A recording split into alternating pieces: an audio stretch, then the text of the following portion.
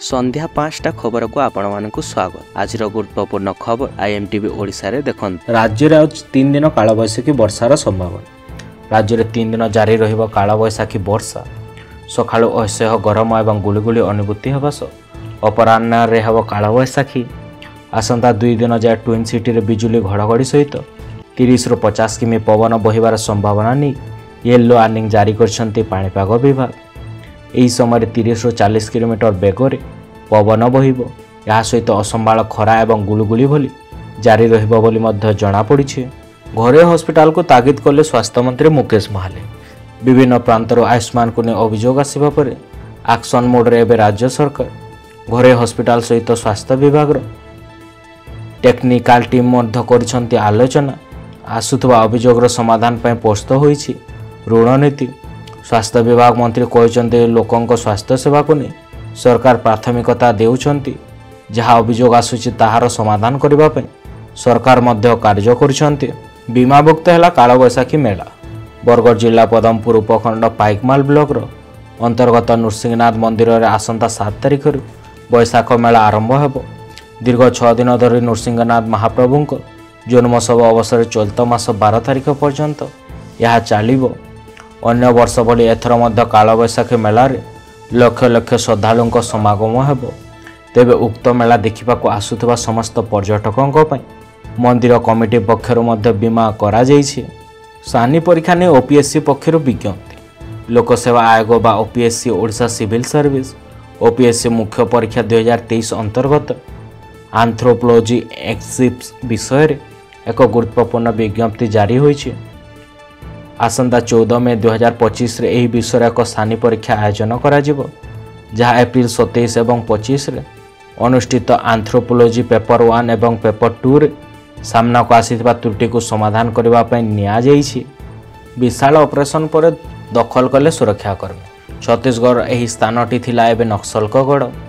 जगाटीर ना होचे कारगुच्छा पहाड़। किछि दिन तले बीजापुर अनुष्ठित नक्सल विरोधी अभियान पर नक्सल को तोड़ी एबे पहाड़टी को सुरक्षाकर्मी दखल करछंती।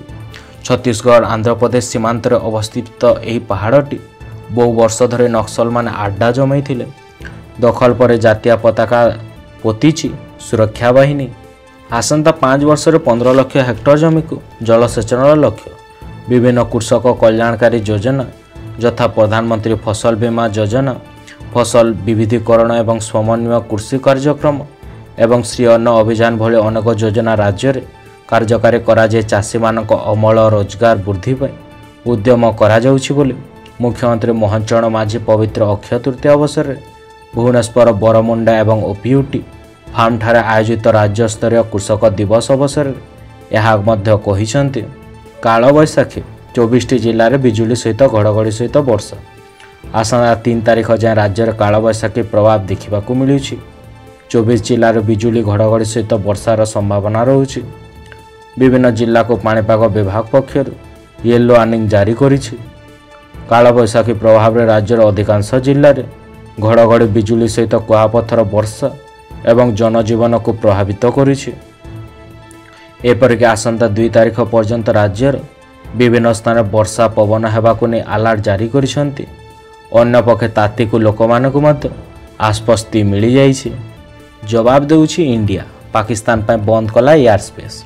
पहलगाम आतंकवादी आक्रमण गोटे सप्ताह पर भारतर नो एटम बा विमान कर्मचारी को नोटिस जारी करा जाइछि। एथिरे पाकिस्तान द्वारा पंजीकृत परिचालित किंबा लीज नहीं समस्त विमान वाणिज्यिक विमान एवं सामरिक विमान यार आकाश सीमा को सीमित करिछि। एयर स्पेस बंद करने प्रक्रिया एप्रिल 30 रु मे 23 2025 पर्यंत कार्यकारी हेबो। उल्लेखযোग्य पहलगाम आतंकवादी आक्रमण में 26 जनक मध्य मृत्यु घटी। देश में 17 जन महिला एमपी एवं विधायक बिलिनियर। भारत में 17 जन महिला एमपी एवं विधायक होउछंती बिलिनियर। सेपरि देशर 28% महिला जनप्रतिनिधि नारे अपराधिक मामला रहितबा निर्वाचन संस्कार दिगरे कार्य करुवा संगठन बा एसोसिएशन ऑफ डेमोक्रेटिक रिफर्स बा एडीआर पक्षर जारी एक रिपोर्ट प्रकाश पाई। प्रार्थीपत्र दाखल समय देशर 512 जन महिला एमपी एवं विधायकों मध्य निर्वाचन कमिशनर बा ईसी निकट दाखल कर सत्यपाठ को विश्लेषण करी एडीआर पक्षर यार रिपोर्ट को मध्य जारी करा जाइछि। आतंकवादी को यार मूल्य देवाक पड़ो यह कहते राहुल गांधी। लोकसभा विरोधी दलर नेता राहुल गांधी पहलगाम आतंकवादी आक्रमण नहीं केंद्र सरकार को समर्थन करिवार कथा पुनर्बार कहते। से कहते जे जे यहाकू करिछि ताहाकू यार मूल्य देवाक पड़ो। से आहरी कहते यही मामलें जहाँ किसी कार्यानुष्ठान करिवार अछि ताहा प्रधानमंत्री मोदी करिवे। प्रधानमंत्री मोदी को विलंब करने उचित नुहे एवं समय नष्ट करने मध्य उचित नुहे बोली राहुल गांधी कहते। पाकिस्तानी सीमार पंजाब सरकार तरफ लगिला आंटी ड्रोन सिस्टम।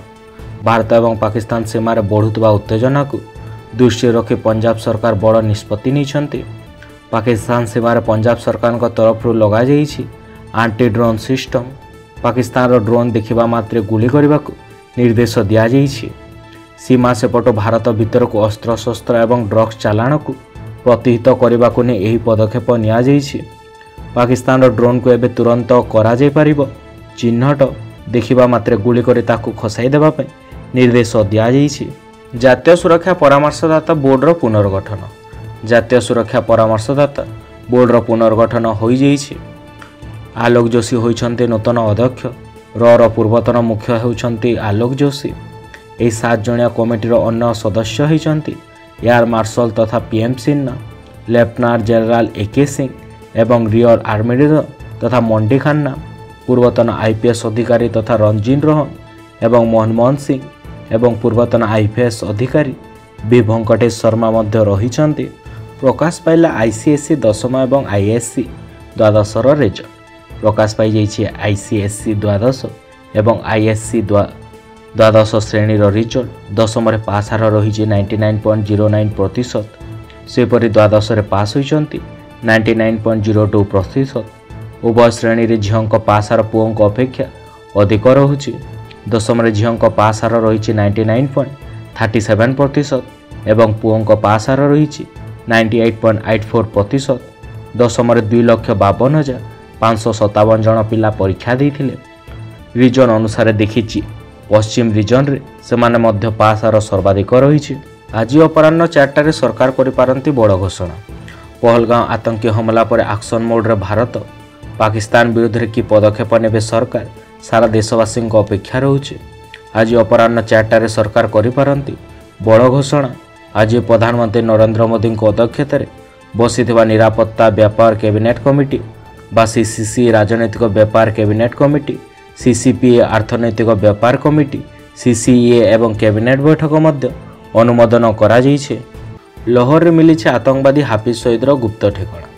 पाकिस्तान सबुठार बड़ आतंकवादी तथा लश्करी तैयबार प्रतिष्ठाता हाफिज सईद जनापड़ी गुप्त अड्डा।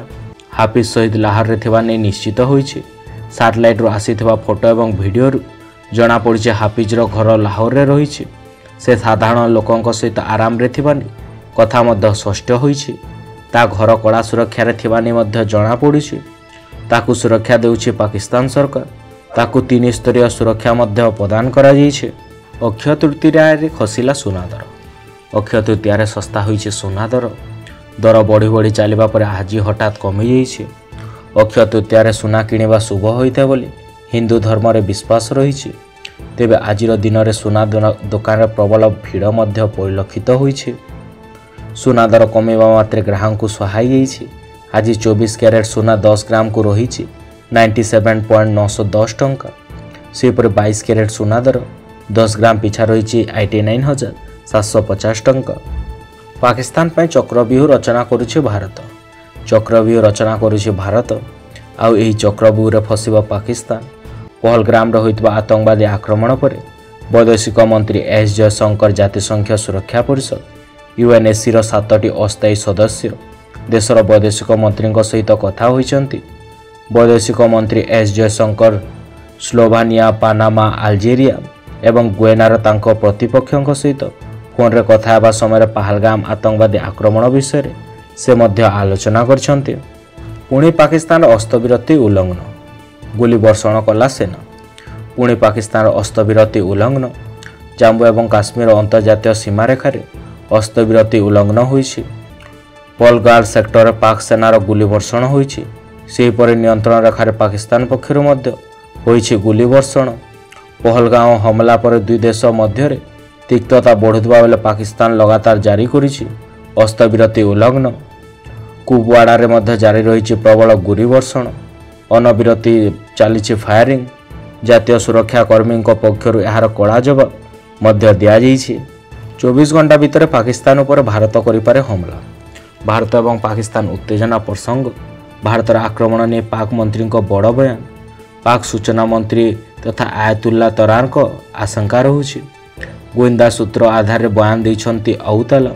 ସେ କହିଛନ୍ତି ଆସନ୍ତା 24ରୁ 36 ଘଣ୍ଟା ଭିତରେ ପାକିସ୍ତାନ ବିରୋଧରେ ଭାରତ କରିପାରେ ହମଲା। ଦୁଇ ଦେଶ ମଧ୍ୟରେ ପହଲଗାଁଓ ଆତଙ୍କବାଦୀ ହମଲାକୁ ନେଇ ବାକବିତଣ୍ଡା ଜାରି ରହିଥିବା ବେଳେ ସୂଚନା ମନ୍ତ୍ରୀ ମଧ୍ୟ ଆଶଙ୍କା ପ୍ରକାଶ କରିଛନ୍ତି। ବସିବ ସିସିସି ବୈଠକ, ନିଆଯାଇପାରେ ବଡ଼ ନିଷ୍ପତ୍ତି। ବସିବ ସିସିଏସ୍ ବୈଠକ। ଏହା ସହିତ ବସିବ ରାଜନୈତିକ ବ୍ୟାପାର କ୍ୟାବିନେଟ୍ ବୈଠକ ବା ସିସିପି। ବୈଠକରେ ନିଆଯାଇପାରେ ବଡ଼ ନିଷ୍ପତ୍ତି। ତା ପୂର୍ବରୁ ପହଲଗାଁଓ ଆକ୍ରମଣ ନେଇ ବିସ୍ତୃତ ପ୍ରିଣ୍ଟ ମଧ୍ୟ ରିପୋର୍ଟ ଜାରି କରାଯାଇଛି। ଯେକୌଣସି ମୁହୂର୍ତ୍ତରେ ସେନା ନେଇପାରେ ବଡ଼ ପଦକ୍ଷେପ। ଆକ୍ସନ ପାଇଁ ସେନାକୁ ଦିଆଯାଇଛି ପୁରା କ୍ଷମତା। ପ୍ରଧାନମନ୍ତ୍ରୀଙ୍କ ଅଧ୍ୟକ୍ଷତାରେ ଅନୁଷ୍ଠିତ ବୈଠକରେ ପ୍ରଧାନମନ୍ତ୍ରୀ ମୋଦି ସେନାଙ୍କୁ ଏଭଳି କିଛି କ୍ଷମତା ଦେଇଥିବା ନେଇ ସୂଚନା ମଧ୍ୟ ମିଳିଛି।